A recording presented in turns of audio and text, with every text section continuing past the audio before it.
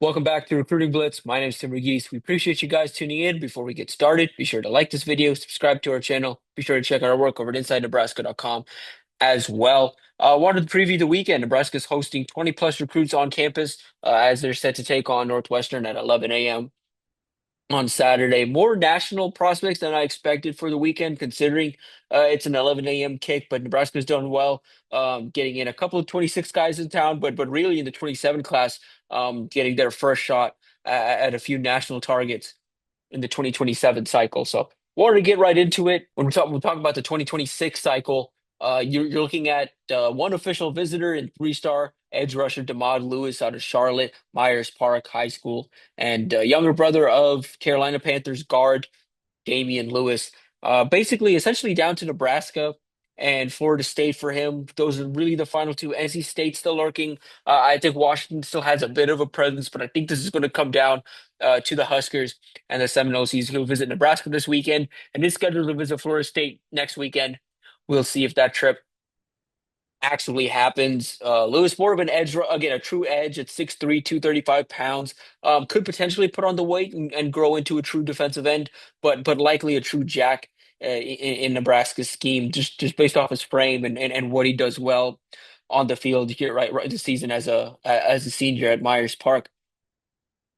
And obviously Nebraska has a need. They don't have a jack commitment this cycle. They also obviously don't have a defensive line commit this cycle. So they have needs at both positions, and Lewis fits that. And Nebraska's going to try and get this done this weekend. They don't want that Florida State visit happening. Of course, Florida State has their own issues right now, struggling in conference play, and Norvell on the hot seat with that seat just getting warmer by the week, it feels like. And so we'll see if that next week's visit happens. I know Nebraska's going to try and get this thing shut down this weekend, address a key need, and land one of the more talented uncommitted edge rushers left here in this 26 cycle. Nebraska's also going to get Darius Hughes on campus, four-star Florida State safety commit, that we've talked about a lot on here. One of Nebraska's top remaining targets and the top remaining defensive back target for the Huskers here in the 26 cycle. Nebraska got Hughes on campus unofficially midweek in late June. We're able to kind of make an impression and do enough to earn a return visit. Hughes planned on returning at least once here in the fall. This is that at least once he's going to be on campus for the game on Saturday. As far as we know, this is an unofficial visit. It could turn into an official visit while on campus, but there's also the chance he returns for an official visit later next month. Miami's been in this mix here this fall. They've gotten him on campus a few times unofficially here this season. Florida State's still in the mix, trying to hold on to him. But this is the guy at the top of Addison Williams' safety board here in the 26 classes. He looks to add one more defensive back in here in the cycle. He was 6'3", 180 pounds, plays at Miami Northwestern, our power program down there in South Florida. Big playmaking safety, athletic in coverage, but can come down and hit. Still coming into his own, I think, as a run defender, but you really like the flashes and the instincts from him in that department. But obviously can do a lot in coverage, pretty versatile, especially for his size at 6'3". Can line up in the boundary, can line up out in the field. Could play rover in Nebraska scheme as well. Could eventually spin down and play linebacker too. But I think a defensive back projection all the way. That's kind of just a hypothetical. But a guy obviously Nebraska wants, and this is a bit of an Addison Williams and Evan Cooper head-to-head battle. And Philip Simpson involved too. Obviously Nebraska's local South resident expert on staff involved in that recruitment as well. That's another one. Would keep an eye to see if Nebraska does try to go all in and pull off the flip this weekend. But more likely, I think they're going to be a little patient and bide their time and pay him a visit during the bye week in November and play this out slowly and try and pull off the flip before, if not on signing day this year. And speaking of 26 defensive backs, Danny Odom, Nebraska's four-star cornerback commit, is expected back in town. And tentatively, his former teammate and longtime friend, Juju Johnson, athlete out of Farrell, Pennsylvania, where Odom's originally from, is also expected in town. We'll see if Johnson actually makes the trip. It's a tight turnaround coming from his game Friday night to Lincoln for the 11 a.m. kick. If he doesn't make it in this week, he's expected next week in November 1st to see the Huskers take on USC. That's a recruitment I just keep an eye on. He's got a PWO, a modern day PWO offer for Nebraska. A guy the staff is obviously tracking and keeping a close eye on, and has monitored, and I think a guy obviously Odom wants to play at the next level with, and so that's one to keep an eye on. If he does make it into town, good chance that's Nebraska's next at least announced commit in the 26th class. And so keeping an eye on if and when that visit happens, obviously, regardless of if Johnson makes it into town. Big deal to get Odom back into town, especially with Ohio State, Michigan, and Penn State all trying to flip him away. Penn State, obviously, not as much, but Ohio State and Michigan trying to flip him away. Big deal for Nebraska to get him back in town. He said all the right things about his Nebraska commitment. And another positive weekend around Addison Williams, around the staff, could go a long ways in ensuring Nebraska lands a signature come December 3rd. In the 27 class, it's a big opportunity at running back and wide receiver. At running back, it's going to be the first visit for Amir Brown, four-star running back out of Rolesville, out in North Carolina. He's a guy that he's made an early commitment to North Carolina, but his latest offer among a lot is Nebraska. Currently trending to Notre Dame, and the expectation is he's eventually going to commit to Notre Dame. But Nebraska's going to get their first shot at him, an opportunity to kind of earn some momentum, potentially kill some of that Notre Dame momentum as well. Nebraska in the mix for a few 2027 running backs. I think they're still assessing their board as well, trying to figure out how they want to attack in the spring and move forward. But another top running back in the country, they're getting a shot at alongside Kylan Haney, local running back out of Omaha Central, of course, has visited a bunch. Nebraska still likes a guy that has played pretty well as a junior, and one, of course, that's still on Nebraska's radar and expected back in town. At receiver, a couple first time visitors of note. Quentin Hale, the number six receiver per the Rivals industry rankings, out of Los Angeles, Cathedral High School out there in Los Angeles.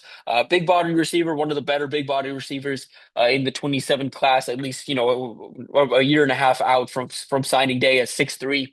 Can go up and get it. And, this is a primarily a USC recruitment early on. Alabama involved as well, a few others involved, and Nebraska's going to get their first shot. Not sure what's going to happen, how well this is going to go for Nebraska because it is a first time visit. But they're taking their shot. They're obviously kind of looking to put some weapons and some top weapons around Trey Taylor. I think it's a big deal that Taylor's expected back in town this weekend. He's going to do some peer recruiting of Hale and as well as Khalil Taylor, four-star wide receiver out of Pittsburgh Pine Richland High School. Taylor backed off his early commitment to Penn State prior to James Franklin's commitment, but then a few days later, of course, Franklin was fired, and he's since fully reopened his recruitment, planning visits to Nebraska, Ohio State, Oregon, Michigan, also expected to get him on campus, Syracuse in the mix as well, and a few others trying to hop in the mix. But Nebraska was very early on him, the second Power Four offer way back in 2023, I believe, and they've stayed on his radar. They've stayed in the mix even while committed to Penn State, and now that he's reopened his recruitment and looking a few places, Nebraska's going to have a real shot. Addison Williams, Da'Keel Shorts, Nebraska's wide receivers coach and Dana Holgerson are going to give Nebraska a real shot here. Again, this is a big reason why it's important Taylor's back in town. Peer recruiting. This is one Taylor's been working on since Khalil Taylor backed off his Penn State commitment. This is one that he's been working to peer recruit, and this could move fast for Nebraska. I'm not saying a commitment's imminent or anything, but wouldn't really surprise me if coming out of the weekend Nebraska emerges as the favorite or a strong contender for Taylor. They've done a really good job building and maintaining this relationship since 2023. I think this offense really intrigues and fits Taylor's. If Nebraska can have a bounce back performance, especially after last week's game against Minnesota, a bounce back performance I think would go a long ways there. And then rounding out the receiver visitors, you've got Justin Lindsay, local guy, his third visit, and another one I think is on a commit watch heading into the weekend. He earned an offer back in June while camping at Nebraska.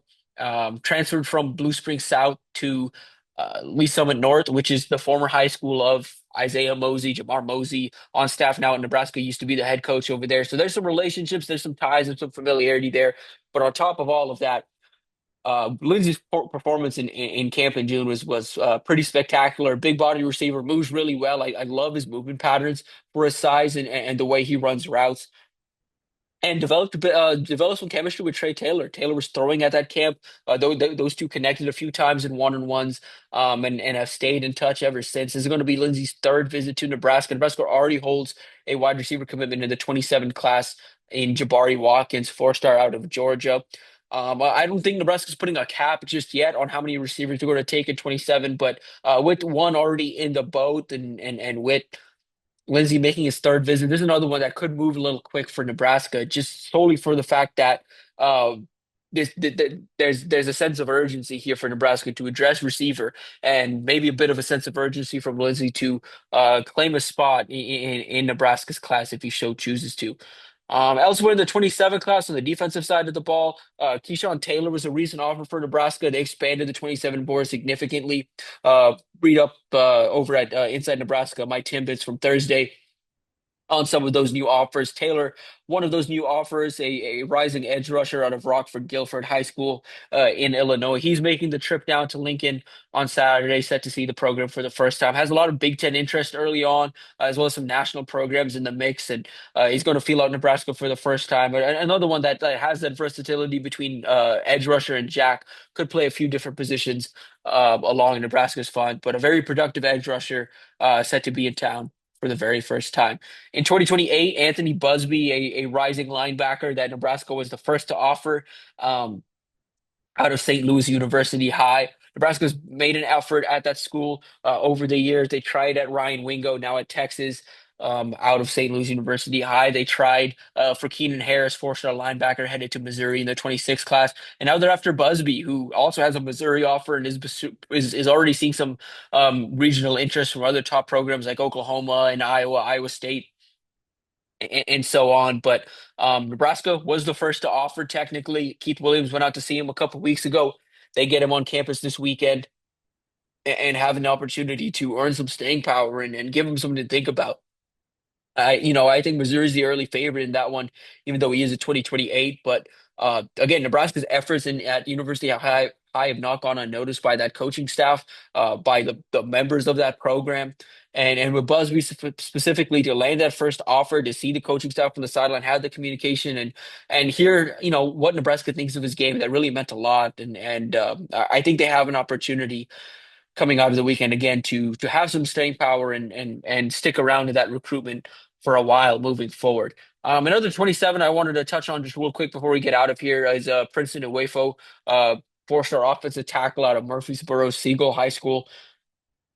Nebraska has been trying to work. It's been a weird, not a weird, but just kind of an interesting area I've seen Nebraska make an effort in over the last year or so. Obviously, I've talked a lot about their efforts on the East Coast. They're really trying in the Carolinas, specifically North Carolina, to establish a presence because of Matt Rule and Addison Williams and John Butler and a few others on staff. Obviously, the Northeast, they're going to have a heavy presence in. They've worked in DMV. They've obviously worked in South Florida. They've worked in Texas. They've worked in California. All the primary hotspots that you think about when you think about recruiting. Of course, Louisiana, they've tried to establish a bit of a presence there as well. But Tennessee, and not any particular place in Tennessee. They've worked in Murfreesboro really, and they've really kind of worked in some rural areas in Pennsylvania in Tennessee as well. And Whiff was one of those guys that has kept his recruitment relatively close to vest, has not done a whole lot of interviews, has also not many visits. He's only been to Tennessee. The Tennessee is the only place he's been to multiple times. It's going to be his first trip to Nebraska. Has about a dozen plus offers. I think he's on the south end of 20, but should be clearing 20 at some point this season. Doesn't report offers very often either, and that's not for the fact of a lack of interest. He's not on social media all that much. Doesn't really use it like some other recruits do. So he's kept things pretty quiet. So I think it's a big deal. Nebraska is getting him to fly out to Nebraska to spend some time on campus to see the coaching staff in action. Like I said, they expanded the 27 board significantly over the last week, specifically along the offensive line. You're seeing a lot of new offensive tackle offers.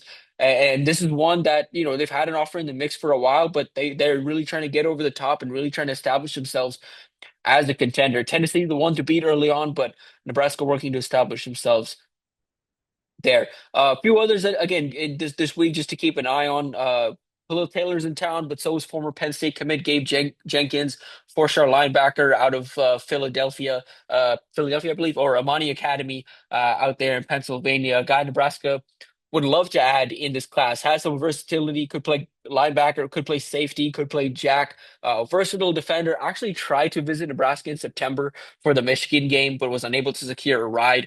And so now he makes it into town, now decommitted, now reopening his recruitment, coming with Taylor. So there's going to be a familiar face around to show him around campus and a guy that he can connect with and kind of explore as both of these guys are kind of exploring a reopened recruitment. So intrigued to see how this goes for Nebraska. Again, I could see some movement in the 26 and potentially even 27 class for Nebraska. Obviously, the big weekend is next weekend with USC, but we'll have obviously plenty on that coming out of the weekend and into next week. So stay tuned to Inside Nebraska. Stay tuned to the Inside Nebraska YouTube channel for all of that. We appreciate you guys tuning in to this episode. We'll be back after the weekend with the recruiting reaction coming out of Saturday's game. Appreciate you guys, like I said, and we'll be back on Monday.